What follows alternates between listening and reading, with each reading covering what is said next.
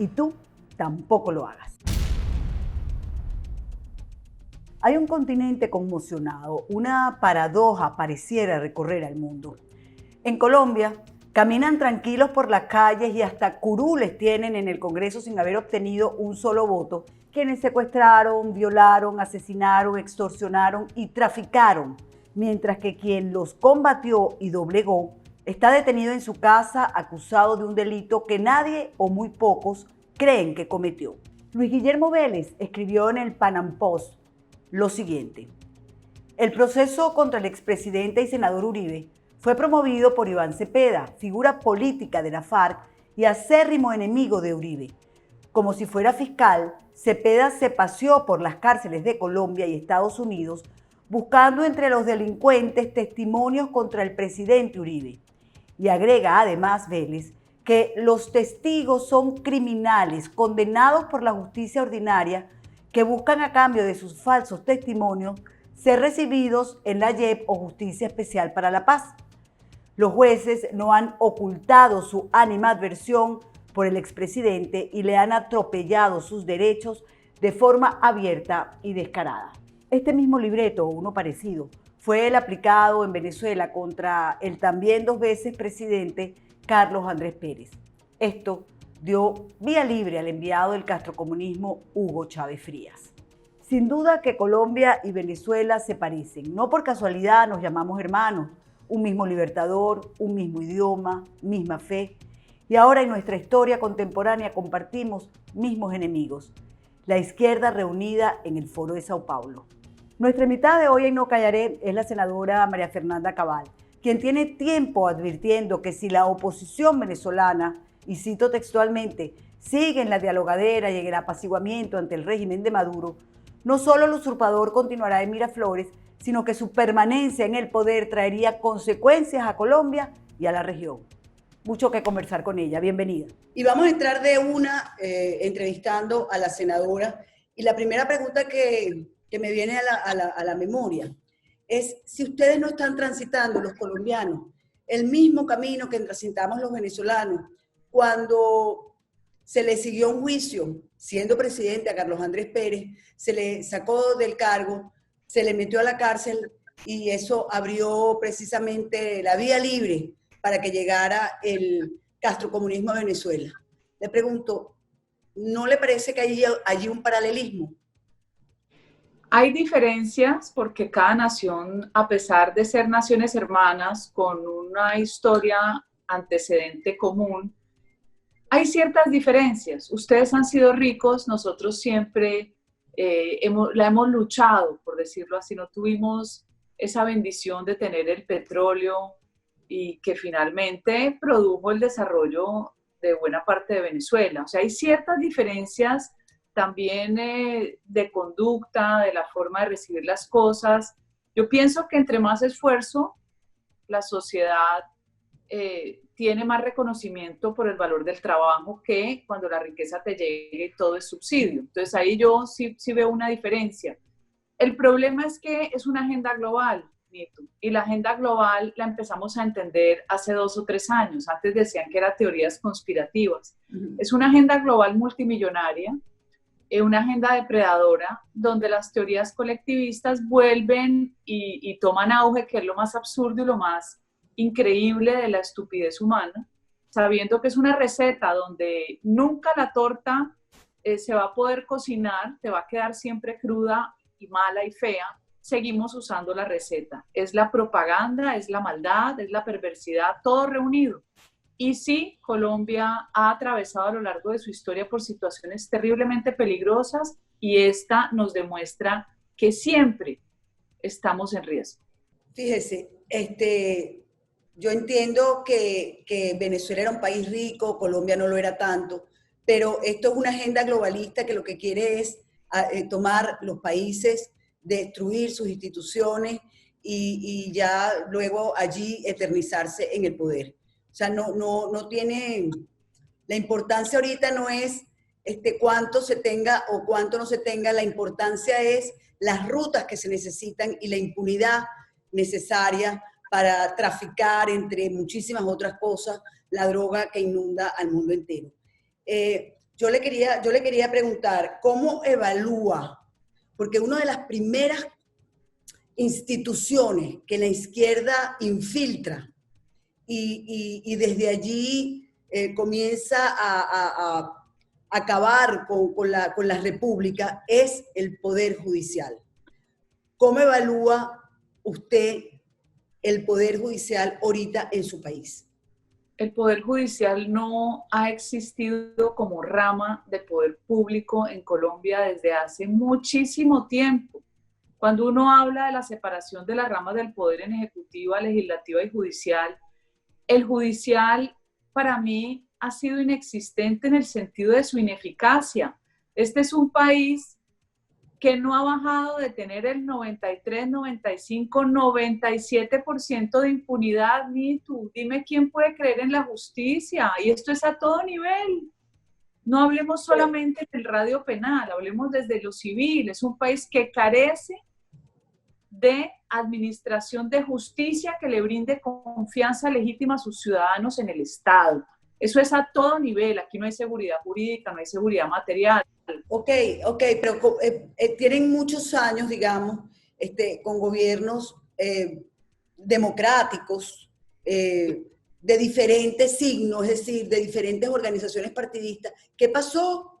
¿No pudieron arreglar el sistema judicial? No, porque llevamos 16 reformas, Nitu, y el sistema judicial no se quiere reformar, porque el problema de estas repúblicas bananeras, como las de América Latina, que todavía no tenemos instituciones serias ni un Estado que nos dé confianza a los ciudadanos, es que hay quienes se quedan con porciones de poder. Así de esa manera, por ejemplo, los congresistas que se reeligen a través de la burocracia permanente. Tienen montones de personas en los cargos y tienen montones de dinero de contratación. Son unos parásitos que permanentemente tienen garantizada su reelección. La justicia atrapó sus privilegios y no quiere que se los cambien. Su sistema de selección es perverso y a la ciudadanía nos someten a seguir bajo sus privilegios y sus prebendas. ¿Cuál es el peligro? Que la justicia se politizó en un país violento históricamente y un país que hoy está terriblemente polarizado. Entonces usted tiene una administración de justicia que solo le ofrece al pueblo colombiano impunidad y una administración de justicia que hoy se alinea ideológicamente hacia el socialismo, cuando eso no es lo que hemos escogido nosotros cuando tenemos la capacidad de escoger un gobernante. Una justicia que invade las decisiones del Ejecutivo, una justicia que interpreta la norma modificando la naturaleza y el espíritu de lo que sale en el Congreso. Este es el gobierno de los jueces, la dictadura de los jueces. Ahí hay una diferencia con ustedes, porque ustedes llegó Chávez y empezó a someter a la justicia. Acá es la justicia sometiendo al gobernante de turno y sometiendo a los congresistas, porque esa misma corte es la que nos juzga a nosotros. O sea que Colombia, según lo que le entiendo, es gobernada por los jueces hoy día.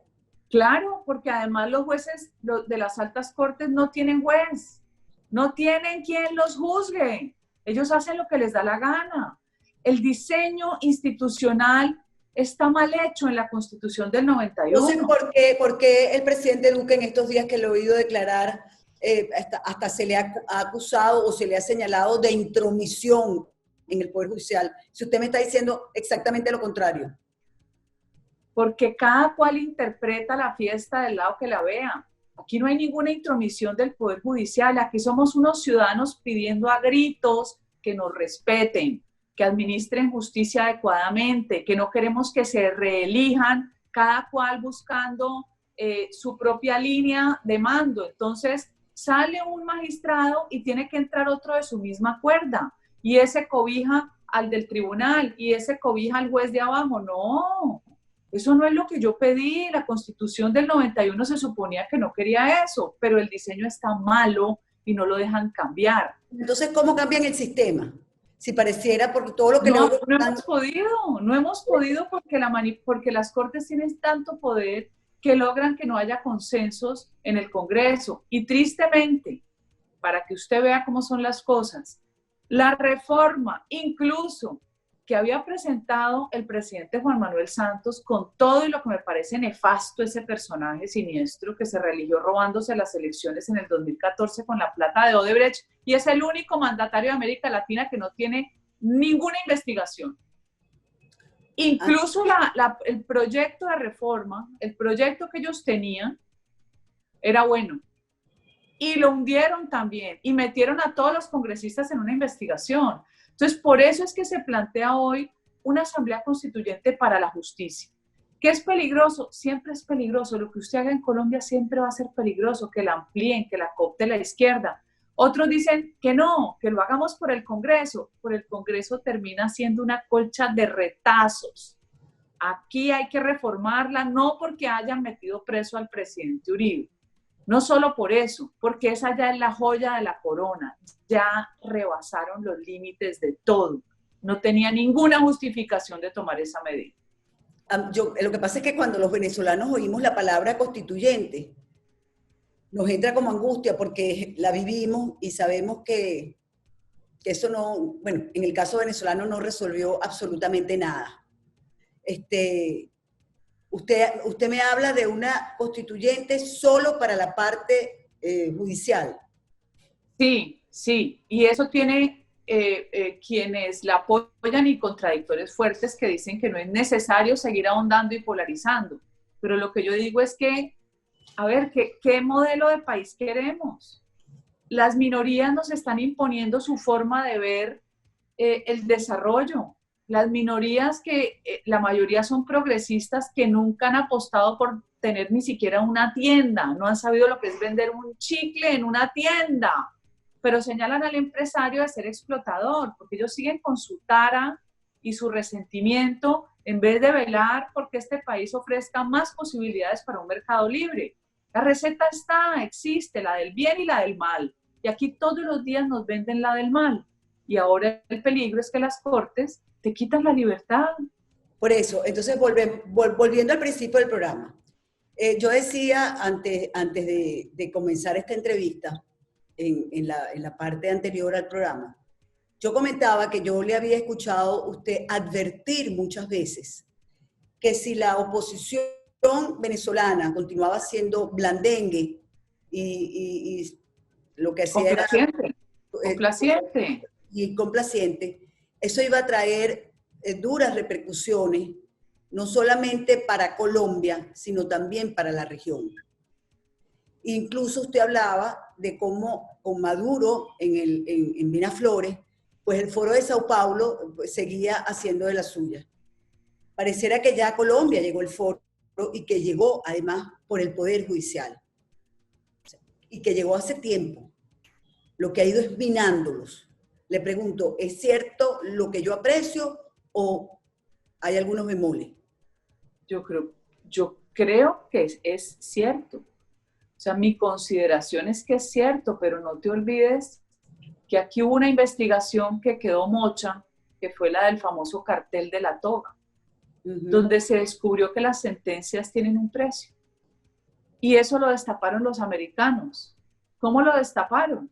A raíz de que habían engavetado en la Corte Suprema una solicitud de extradición de un narco que terminó siendo el hermano de un magistrado. Y eso terminó dando vueltas hasta que los americanos, me imagino que en su investigación, se dieron cuenta de toda una trama de compraventa de decisiones judiciales. El peligro o lo grave es que la destaparon, pero no siguieron más. No quisieron seguir más porque, según lo que dice el presidente Pastrana, que deberías entrevistarlo para eso, le dijeron que si destapaban se acababa todo, porque se caía Santos, se caía el fiscal, o sea, se caía un montón de gente. Entonces, tapan una verdad para ¿Pero que quién no la tapó? ¿Quién tapó esa verdad? los americanos son los que destapan la investigación a raíz del seguimiento que le hacían a la solicitud de extradición.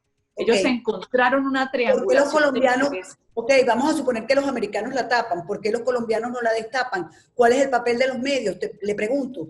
Senadora. Claro, los medios en ese momento cubrieron la noticia y hoy hay 2 o 3, no me acuerdo, magistrados presos. Hay uno condenado, pero es que no eran 3, eran muchos más. y otros que habían estado antes. Se llamó el Cartel de la Toga. Sí. El problema es que el dinero del narcotráfico y de la agenda globalista es tan grande que puede comprarte unas elecciones. Y si a eso usted le mezcla el poder de distorsionar la realidad de los medios digitales bajo control de Venezuela y de Rusia, como pasó con todas estas marchas, con estos vándalos y estos bárbaros, como está pasando en Estados Unidos, que jamás uno hubiera imaginado que llegaran a ese nivel de anarquía contra la institucionalidad y contra la ley, contra el imperio de la ley, que es parte de la misma cultura de la sociedad americana. Estamos en un peligro, para mí, inminente. Entonces ahí uno tiene que decir, ¿juego o no juego? ¿Me arriesgo o no me arriesgo? Porque cada cosa que yo digo puede significarme una investigación judicial hoy, por esa misma corte. María Fernanda Cabal tiene miedo. Yo no tengo miedo, yo tengo pesar, yo tengo lástima, a mí me duele este país. Ni tú sabes, yo hace mucho tiempo hice una reflexión y es que la vida pasa tan rápido que si uno no hace nada, pues no valió la pena vivirlo. Hay que hacer algo. Y nosotros somos, finalmente, quienes estamos llamados, si queremos, porque usted tiene libre albedrío, a buscar cómo tenemos un mejor país. Y eso cuesta. Bueno, yo me imagino que los políticos colombianos tienen que estar pensando ahorita mucho, no solamente los políticos, yo creo que una de las acciones de la izquierda globalizada es que cuando van por la joya de la corona, como usted lo acaba de calificar al presidente Uribe, los demás tienen que preguntarse, bueno, pero si van por que fue presidente 2 veces, e hizo todo lo que hizo y está ahora preso, ¿qué me queda a mí? Eso se lo preguntarán algunos, pero hay tanto tramposo en este juego de la política. Y le voy a confesar algo, yo siempre he sido muy soñadora, así no lo crean, he sido muy ingenua porque yo creo en la buena fe. Y por creer en la buena fe he tenido muchos problemas en mi vida por personas a las que he ayudado. Hay un dicho que dice, ¿qué favor te hice para que me odies? Y viendo eso, me doy cuenta a través del profesor Olavo de Carvalho, porque yo siempre soñé con que la política era la acción de servir, cuando en una clase nos dice la política es diabólica. Y yo dije, yo no puedo creer, pero me está cambiando mi paradigma. ¿Cómo? Y seguía repitiendo, la política es diabólica. Tú con la política puedes cambiar de piel cuantas veces te dé la gana si no tienes límites ni principios. Y así sobreviven en distintos regímenes. Tristemente, Nito, esta guerra es en la tierra y es en el cielo. Es material y es espiritual. Senadora, hace unos minutos, y ya estamos redondeando, hace unos minutos me dijo que el único presidente o expresidente que no había sido investigado por el caso de Brecht era el presidente Juan Manuel Santos. La verdad, yo no recuerdo haberlo oído mencionar en el caso de Brecht. ¿Nos podría refrescar un poco la memoria? Claro, Odebrecht, así como patrocinó campañas en muchos países, aquí lo hizo. Y la mano de Odebrecht se vio muy fuerte en la campaña para la reelección de Juan Manuel Santos. Y ya hay confesos dentro del proceso que contaron cómo se entregaron dineros, ingentes sumas de dinero. Hay unas comprobadas, otras están por probar, pero todo llevó a que el beneficiario era Juan Manuel Santos. Se habla de un apartamento donde entregó Marcelo Odebrecht 4.000 millones de pesos. Eso como muchas otras cosas. Hay una transacción en Panamá a una empresa por $1 millón, dizque para unas encuestas. Una que se llama, no recuerdo si era Sancho.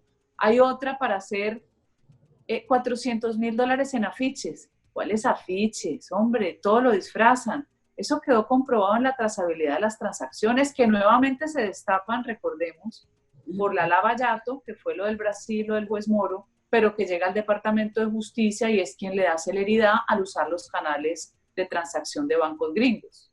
¿Y por qué lo de Santos no se investigó? En Colombia, pregunto. Porque aquí el diseño institucional llega a la Comisión de Acusaciones de la Cámara de Representantes y cuando llega todo se muere. porque empieza la pugna entre quienes protegen a Santos y se beneficiaron del acuerdo de paz. Y yo estoy segura, Nito, que esos apoyadores del acuerdo de paz que les parecía que estuvieran no sé, salvándole la vida a un hijo, o sea, una cosa que uno decía, ya parecen dementes, la paz y la guerra y nosotros los guerreristas. Eso tuvo un precio. Eso no es gratuito. Todos esos se beneficiaron con dinero. Y yo creo que incluso Santos, otro beneficiado. Hay unas cuentas que no hemos visto. Hay unas cuentas que dice el hermano de Sanguinetti, acuérdate ese que fue presidente, creo que fue Sanguinetti de Uruguay, no recuerdo si fue Uruguay. Uno hermano que recibió en su cuenta dineros y los repartió en Andorra. Y esa información la tiene la Fiscalía de Colombia. Yo quiero que la destapen, yo quiero que la hagan pública. Todo lo van dejando dormir estratégicamente. O sea que por lo que le entiendo, Santos tiene protectores dentro del Congreso, claro, y en el Poder Judicial, y en cambio Uribe no. A Uribe lo querían linchar políticamente, le pregunto. Uribe se volvió una figura incómoda para lo que se denomina el régimen. En Colombia hay un régimen histórico donde muchas familias de la élite política tradicional se han quedado con porciones de poder, como hoy los magistrados no quieren que le reformen su justicia. Es como si les estuvieran robando su propiedad privada, afectándonos a todos. Aquí hay una élite y una porción de la élite que yo la llamo la élite revolucionaria. Para mí la familia Santos es élite revolucionaria. La familia López de Semana es élite revolucionaria. Son esos ricos que se ríen porque tienen licencia para todo, tienen la información de los negocios del Estado, se lucran durante 100 años. La familia Santos era más poderosa que el presidente de turno. Desde un teléfono del periódico El Tiempo daban órdenes. Cuando llega Uribe, que es un paisa que nada que ver con la élite, les cambia completamente el juego de poder. Y eso es lo que Uribe no entendió en su momento. Y para no enfrentar a los Santos, pone de vicepresidente a Francisco Santos. Y entonces trata de manejar el tema, pero nunca vio la dimensión de la afectación que le estaba produciendo en el régimen. Por eso tenían que quemarle su candidato, que era Andrés Felipe Arias, condenado a 17 años sin pruebas. Por eso tenían que quemarle a Oscar Iván Zuluaga, por eso tenían que meter preso a Luis Alfredo Ramos. Si tú le haces trazabilidad, te vas a dar cuenta que candidato ungido de Uribe tenían que destrozarlo, porque aquí hay una alianza del régimen, las mafias y el globalismo, todos con un mismo interés, atrapar el país. Pero hay dos candidatos, dos presidentes que fueron puestos por el uribismo, es decir... Claro, digamos, pero es que el error por el uribismo. El error al no entender lo que significaba romper el régimen es que le queman a Andrés Felipe Arias y dicen que no tenía otra opción en ese momento para enfrentar a Mocus, que iba disparado en las encuestas, sino poner a Santos. Cuando todo el mundo le advirtió al presidente Uribe, el presidente Uribe es responsable por su terquedad. Le dijeron, mire, es como cuando usted le dice a su hija, no se case con este señor que es un malandro. Mire, tiene 2 mujeres antes, una la dejó sin nariz, una... No, y puso a Santos al mes. Estaba Santos feliz con Hugo Chávez, feliz despreciando al presidente Uribe. Y se hizo reelegir robándose las elecciones a Oscar Iván Zuluaga. María Fernanda Cabal cree que detrás del carcelazo de Uribe está también Juan Manuel Santos. Claro, por favor, Juan Manuel Santos es un hombre tan resentido, tan lleno de odio. Es un tipo que tiene las perfectas características del izquierdópata sin ser un Chávez que viene de origen popular, porque este viene de clase alta. Pero sus odios y su capacidad de perseguir nos la demostró en 8 años. El que no le caminaba lo perseguía a como diera lugar. Él debe estar celebrando, sin lugar a dudas. Yo le quiero ya para ir terminando hacer varias preguntas. Una, ¿cómo califica María Fernanda Cabal la ejecución del gobierno por parte de Duque? ¿Cómo? Si la podría calificar, ¿qué nos diría? Triste, le diría que triste. ¿Por qué?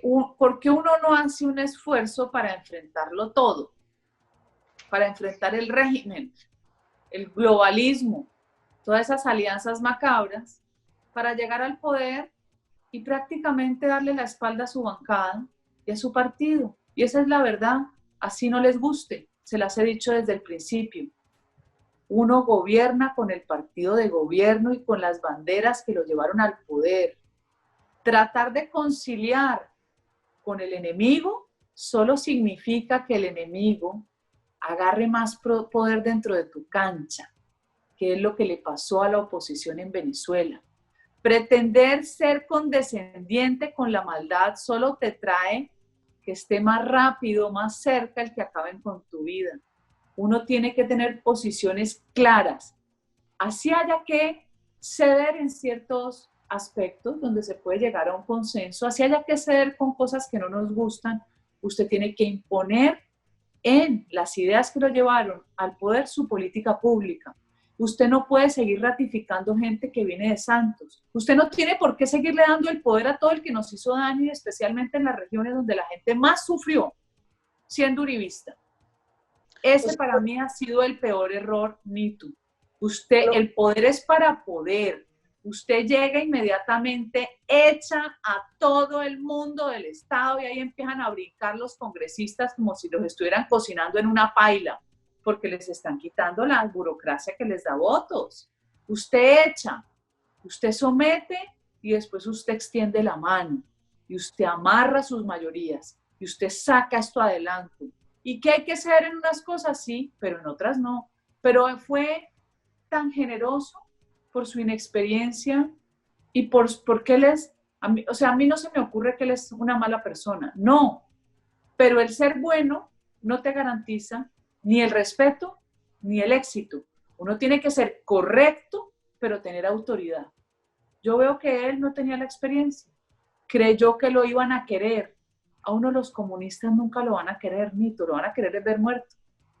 Entonces, por lo que me está diciendo, senadora, entiendo que la coalición que llevó a Duque al poder como que no marcha bien. Está molesta No, la coalición. por supuesto, hasta los conservadores que fueron aliados están molestos. Y al ver desgranada la imagen y la capacidad de tener mayorías, empezó a cederle a todos los adversarios que lo que han hecho es tomar ventajas. Y además se lo digo como si yo fuera una analista política. Si tengo que salirme del contexto en el que estoy por ser de la bancada, por ser del partido, yo exijo respeto a una militancia que lo soportó todo, porque creímos que habíamos ganado y seguimos padeciéndolo todo. El poder está en manos de otros. Uno gobierna con el partido de gobierno. De otra forma, difícilmente volveremos a sacar los congresistas que tenemos hoy en el 2021. Entonces, ¿cómo está el partido ahorita? ¿Está dividido? El partido está muy debilitado, habiendo sido un partido que devolvió la esperanza, porque es que Uribe tiene esa capacidad. Uribe es un caudillo, a los que lo quieran y a los que lo odien. Uribe es un tipo que le cabe el Estado en la cabeza, que comete errores que no nos gustan. No, hay errores del que no me gusta. No me gusta. Pero por encima de eso, es una persona superior. Yo veo que el presidente... El centro democrático está dividido entre uribistas y los de Duque, le pregunto, no sé. No, yo creo que el centro democrático sigue siendo muy uribista. Y claro, hay algunos que son más afines al gobierno, de pronto han tenido mejor tratamiento que el resto, pero la mayoría está diciendo, hey, ¿cómo meten preso a Uribe en el gobierno de Uribe? No entendemos eso, no metieron preso a Uribe en el gobierno de Santos. Entonces volvemos a lo elemental, Nito. ¿Cómo usted gobierna con sus banderas? De verdad es que uno trata de entender cómo el expresidente está preso en el gobierno de Duque y no pasó en otro. Bueno, eso es sintomático, a mi juicio. A mi juicio es sintomático. Y eso nos devela que usted tiene que gobernar con sus ideas, Nitu, con la fuerza de sus convicciones. Que sí hay que ser generoso, pero hay que ser contundente cuando usted tiene que defender algo, cueste lo que cueste. Punto. Ya para terminar, senadora, hemos hablado de no solamente de la política interna, sino de cómo esto es digamos, un plan macabro, global, para hacerse de las naciones, de los gobiernos de las naciones y esclavizar a los pueblos, porque eso es lo que yo he visto en mi país. ¿Qué hacemos? Porque usted advertía hace años que si en Venezuela no había un cambio, esto iba a afectar a Colombia y a la región. En Venezuela no ha habido el cambio. Y vemos que Colombia está afectada y que la región puede caer en manos de esta izquierda global. Está Nicaragua, estamos viendo lo de Bolivia, se salió de Evo, pero el MAS puede regresar. Quizás los venezolanos estamos picados de culebra y como se fue Chávez, pero a los días volvió, vemos quizás con otros ojos lo que está pasando en el continente y particularmente en Bolivia. ¿Qué hacemos? En Venezuela hemos dicho 1000 veces, no podemos solos.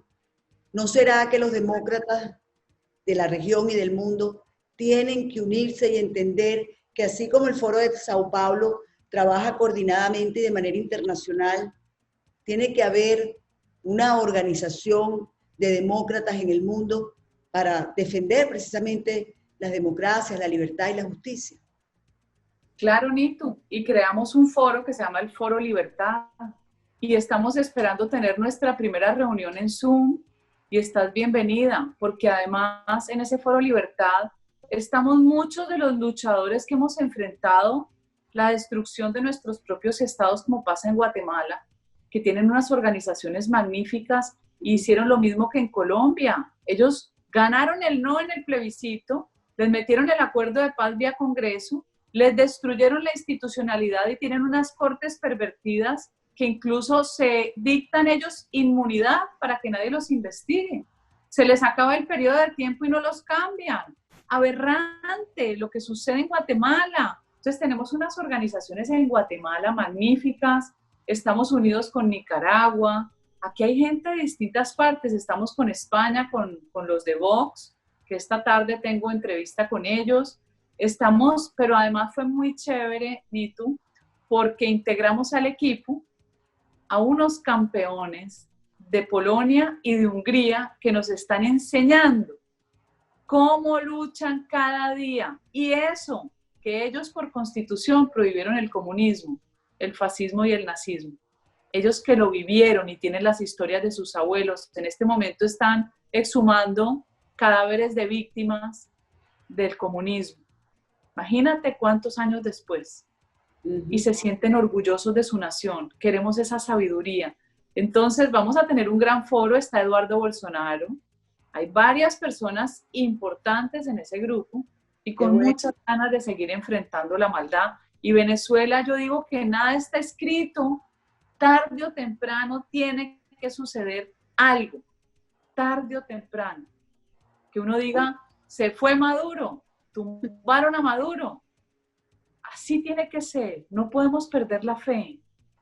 Bueno, nosotros queremos oír que está libre el expresidente Álvaro Uribe. También eso lo queremos escuchar. Así es. ¿Se logrará? ¿Cree que lo van a lograr? No lo sé, ni tú. Yo he aprendido a no perder la fe porque los malos son fuertes, porque trabajan por convicción. Y nosotros a veces nos flaquea la fe y no entendemos que el poder de Dios es superior. Si tenemos fe, esto se logra. Por eso yo quiero que nos enseñe Polonia, Hungría y después vinculamos otros países que fueron de la cortina de hierro en sus momentos más aciagos. ¿Qué pensaban sus abuelos? No podemos perder la fe. Muchísimas gracias, senadora, de verdad, por habernos recibido. Y bueno, seguimos desde Venezuela y desde todas partes, muy atentos a lo que esté sucediendo con el presidente Álvaro Uribe Vélez. Muchísimas gracias, de verdad. Y bueno, qué bueno conocer de ese Foro Libertad. Ya la llamaré para, de verdad me gustará tener más detalles del mismo, ¿sí?